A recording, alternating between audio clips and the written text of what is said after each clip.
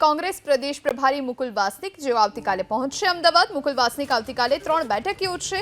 પ્રદેશ કોંગ્રેસના નેતાઓ સાથે વાસનિક બેઠક યોજવાના છે।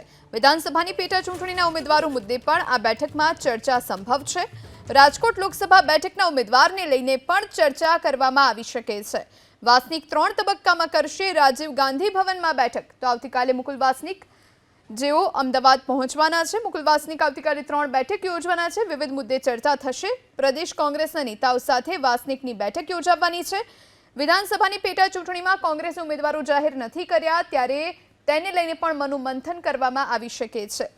તો આ તરફ રાજકોટ લોકસભા બેઠકના ઉમેદવારને લઈને પણ ચર્ચા થશે। એક તરફ પરેશ ધાનાણી ચૂંટણી લડે તેવી કાર્યકર્તાઓ અને કોંગ્રેસના નેતાઓ માંગ કરી રહ્યા છે, તેમને સમજાવટ પણ કરી રહ્યા છે। તો બીજી તરફ આવતીકાલે મુકુલ વાસનિક અમદાવાદમાં આવવાના છે ત્યારે તેને લઈને પણ ચર્ચા થઈ શકે છે।